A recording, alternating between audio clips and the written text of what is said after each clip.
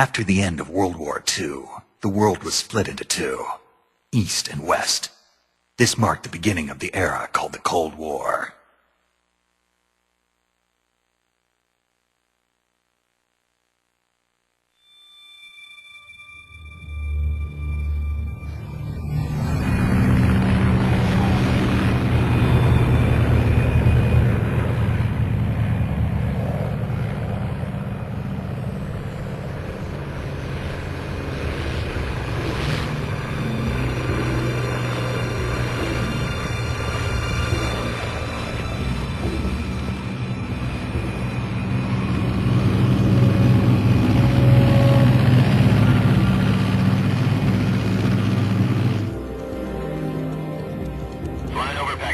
Altitude 30,000 feet. Approaching Soviet airspace. 20 minutes to drop off. Commencing internal depressurization. Equipment check.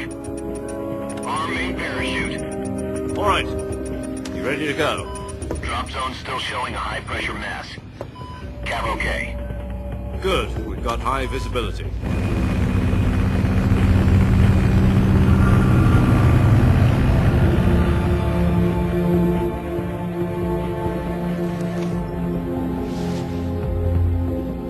Put out that cigar. Connecting oxygen hose to interior connector. Put on your mask.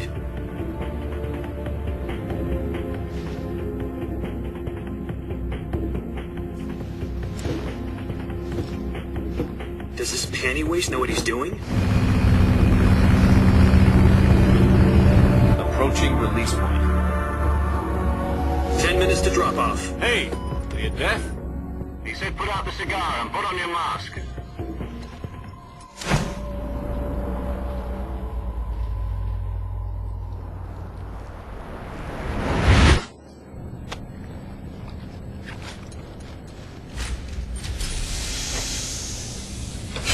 Depressurization complete. Checking oxygen supply. 6 minutes to drop off. Opening rear hatch.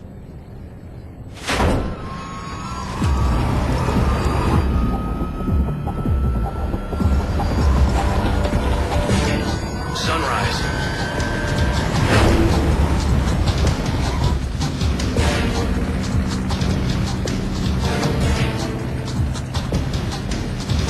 External temperature minus 46 degrees Celsius. 2 minutes to drop off. Stand up.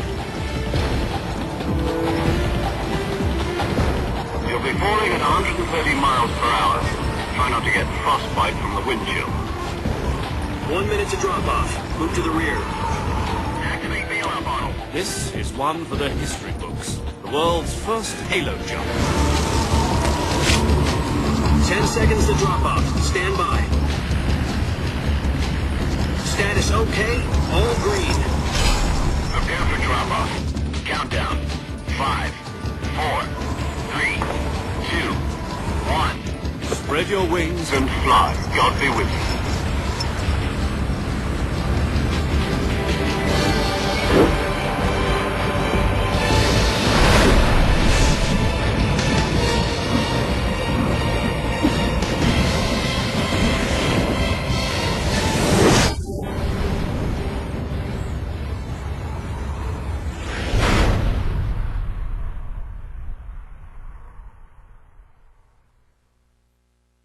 Jack, I've got some important news. The head of the CIA has finally given us the green light for the Virtuous Mission. Virtual Mission? No, the Virtuous Mission. The future of our Fox unit depends on it. If it succeeds, we'll be officially organized into a unit. Virtuous Mission? Sounds like some kind of initiation ritual. You know, don't get cocky. This isn't a training op. Right. So what exactly is this wonderful mission?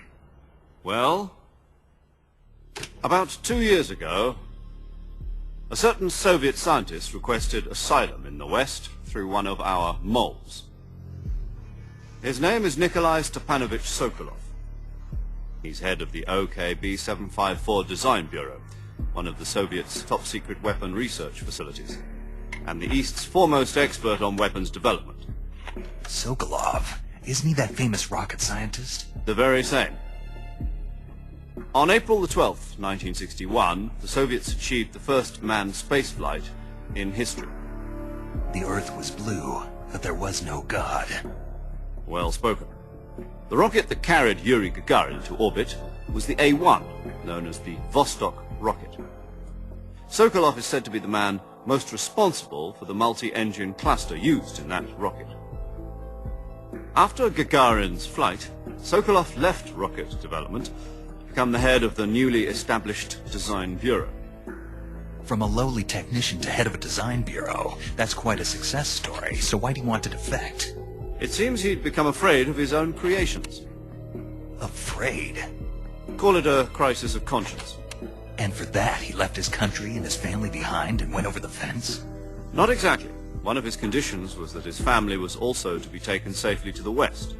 We used a mole to get the family out first and succeeded in sneaking Sokolov over the Berlin Wall shortly afterwards.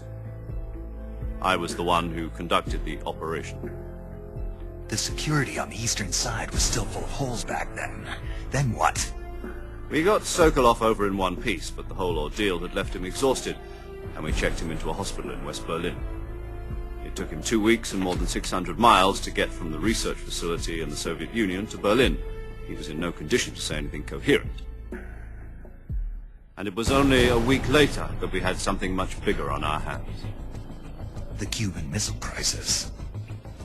October the 16th, 1962, President Kennedy received word that the Soviets were in the process of deploying intermediate-range ballistic missiles in Cuba.